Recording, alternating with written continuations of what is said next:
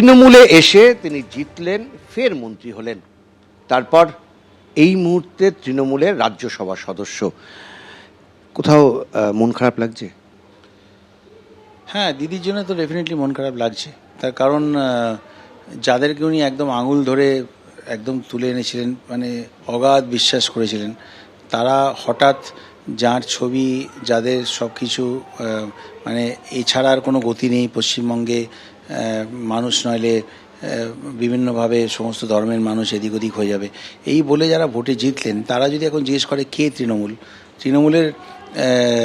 তৃণমূলের বিধায়ক থাকাকালীন যদি কে তৃণমূল জিজ্ঞেস করে, তাহলে ডেফিনেটলি কোথাও না কোথাও একটা খারাপ তো লাগে। আমার মনে হয় যে তারা যদি এতটাই বলছেন, তাহলে পদটা ছেড়ে দিন। পদটা ছেড়ে দিয়ে আপনাদের কনফিডেন্স, দেখুন সব কাজ যে করে দেওয়া যায় তা তো নয়, কিন্তু কোনো বিধায়ক যদি কাজ করার চেষ্টাও করে, সেটাও কিন্তু মানুষ দেখে যে হ্যাঁ ও চেষ্টা করেছিল।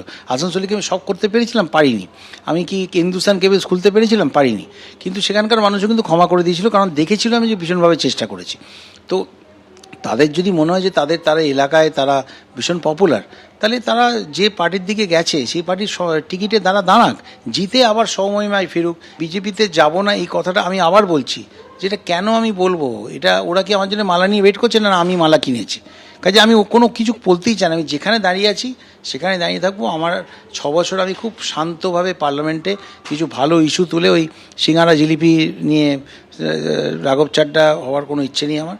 আমি যেগুলো আমার মনে হবে, যেরকম নেত্রী আমাকে বলবেন যে ইস্যুটা ওঠাও, সেগুলো করব। এবং ঋতব্রত শিবির বা যে নতুন শিবিরটা তৈরি হয়েছে, যারা দাবি করছে আমরাই তৃণমূল, তাদের সাথে কোনো যোগাযোগ না। 21শে জুলাই কোন মঞ্চে থাকবে? একজনের সঙ্গে দেখা হয়েছিল, বাট তারা ঠিক কেন জানি না চোখে চোখ মেলাতেই পারছে না। 21শে জুলাই কোথায় থাকবেন? দিদির সঙ্গেই থাকবো, অ্যাবসলিউটলি দিদির সঙ্গেই থাকবো। এটাও বলবো যে আরেকটা ব্যাপার আমরা উদ্গ্রীবভাবে দেখছি যে শুভেন্দু প্রথম থেকেই কিন্তু বলছেন, মাননীয় মুখ্যমন্ত্রী শুরু থেকেই বলছেন যে যারা ভ্রষ্টাচার করেছেন তারা কেউ ছাড় পাবেন না। তো এই যারা মানে এই যে জাম্পগুলো করছেন, তাদের মধ্যে যে সমস্ত দাগি যারা আছেন তারা ছাড় পান না, তাদের করাপশনটা কার্পেটের তলায় চলে যাবে, এইটা দেখার জন্য কিন্তু পশ্চিমবঙ্গের মানুষও খুব উদ্গ্রীব হয়ে আছে। এবং এটা শুধু পশ্চিমবঙ্গ না, এখন সারা ভারতবর্ষের মানুষ পলিটিক্স দেখে দেখে না, তারা পলিটিক্স নিয়ে সবাই খুব অ্যাওয়্যার, ইয়াংস্টার থেকে আরম্ভ করে সবাই খুব অ্যাওয়্যার।